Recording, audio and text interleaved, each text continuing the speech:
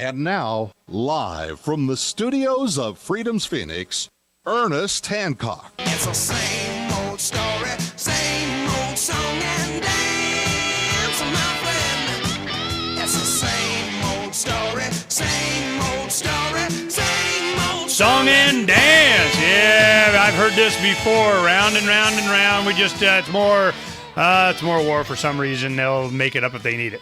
Now, we have Les Rayburn. He's an experienced individual, and in fact, not only was in Vietnam, was in the first Iraq Gulf War, and as a contractor in Iraq for the second, which I definitely want to get to and ask some questions about that. That's a unique experience we want to have shared with us. But I know you wanted to talk about this kinetic military action verbiage that they're using. Do you know where that came from? What's that all about? Well, actually, Donald Rumsfeld used it first. Around 2002. Now, when Donald Rumsfeld used it, a guy named Timothy Noah, I think he was writing for the Washington Post at the time, said it was euphemistic with antiseptic connotations derived from high school physics. Yeah. And they vilified Rumsfeld for using the liberals vilified him for using it. I mean, just gave the guy... just raked him over the coal. That he's using, just talked about him like a dog when he used that term. But now this administration is perfectly okay. Now they use this term because this term is a dangerous term. Now think about it. Kinetic energy. Kinetic energy is derived from movement and momentum, and the more this quote, unwar moves, the more momentum it gets, the more energy it gets. And that's what concerns me, because right now it is gaining success. Well, they always say that right up until it becomes obvious it doesn't. And they're always, we're going to meet with opposition forces. And a lot of the opposition on the street, these kids that are in their late teens, early 20s are like, we don't want to meet with you. What are you going to do? Heck, you're part of the problem. So you're right. You're right. So what happens if we start thinking it's successful and start thinking that we can do more and more and get bogged down and involved and then meet resistance after we get involved in it? This could turn into something that we really don't want to do. And why did we choose Libya? Why this country? Look at Jordan. Jordan, which has been a staunch ally of the United States.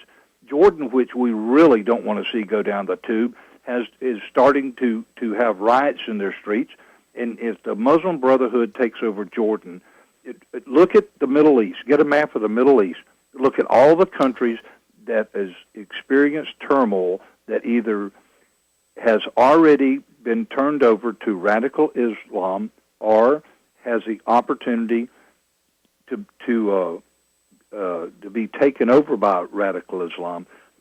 Why do you say? I got to stop you there because we have a lot invested in this. I got to share this with you. Hear me out, Les, and you'll understand. Okay. What we did when they first started Cairo, we go. You know what we're going to do? We're going to go ahead and we're going to share with the young people there because over 30% of the people are under 15. You have the median age is 24. And we're going, wow, this whole revolution, this love-olution is the youth. And they wanted to be peaceful. They wanted to march. They wanted to do their thing. They just wanted to be left alone. So we're going, okay, how can we help them? Because here in Phoenix, we're the ones that started the Ron Paul Love-olution. I'm the one that did that logo, the Love-olution logo. Well, we said, what if we can get them that and some of the artwork, and we'll just translate a lot of the slogans into Arabic.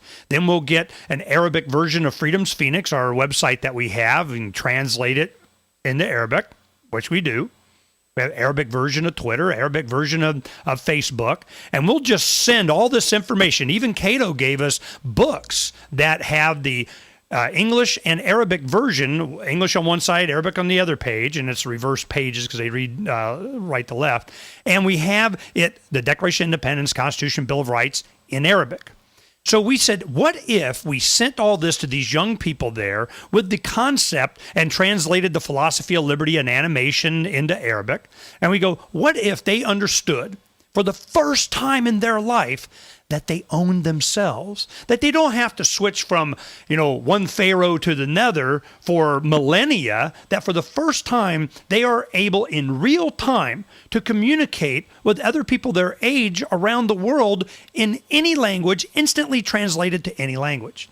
If we do that, we just sit back and wait 5-10 years, man, it's all over. Because once you implant in their minds that they own themselves, how do you unlearn that? How do you go, oh, no, okay, I own myself, but I changed my mind. I don't anymore. This guy rules me now. So that's where we wanted to have an impact. Well, all of this war, I'm going, they have to be able, certainly with the ability to communicate with each other in real time, see the hypocrisy where you have Saudi Arabia and the United Arab Emirates going into Bahrain and killing people for peacefully protesting because the Fifth Fleet happens to be there and our guy's in charge. And then we go and strafe and bomb the crap out of Libya. And where's the consistency there?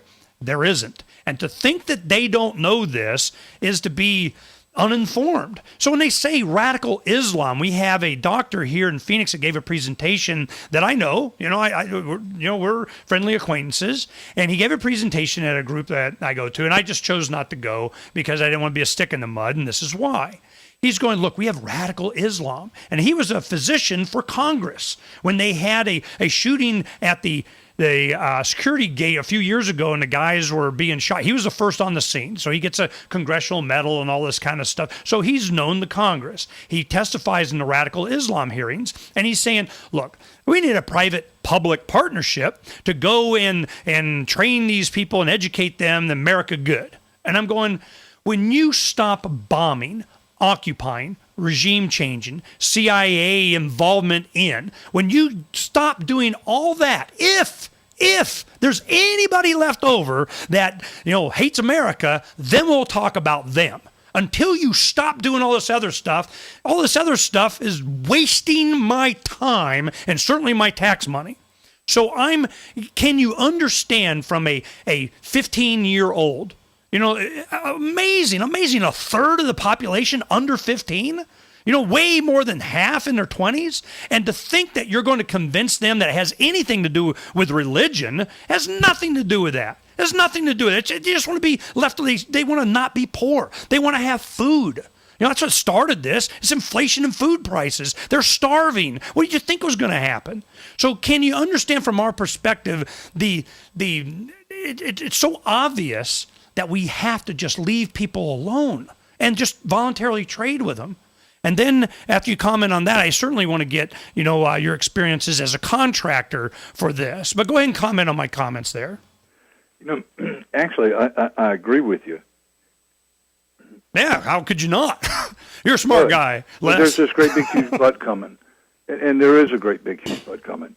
Unfortunately, I don't know if you remember Iran and when the Shah fell. Yep, I do. I was in high school, and they got it. Now we have selective service coming back. Sign up. You got to. We're going to draft maybe and ship you. I remember I graduated high school in '79, right when who took charge after when the Shah fell. Who took charge?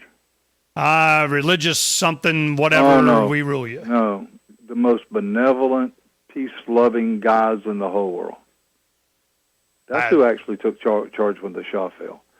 It wasn't until a little later that the fanatics worked their way in. Well, we help that by, threatening them and opposing them and getting involved with them. And one, I tell you this thing, Les, am I allowed not to care who's in charge? Can I not care? I just don't care. We all care.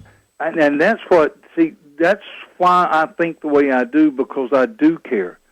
But I am a student of history. And I'm going to tell you who's going to wind up in charge. Who's going to wind up in charge of Libya? Who's going to wind up in charge of all of them? Okay, I'm going to write that down when we come back. First thing Les is going to tell us is who's going to be in charge of all these countries if what? Well, we're going to find out when we come back here on Declare Your Independence with me, Ernest Hancock, and our guest, Les Rayburn, lesrayburn.com. We'll be right back.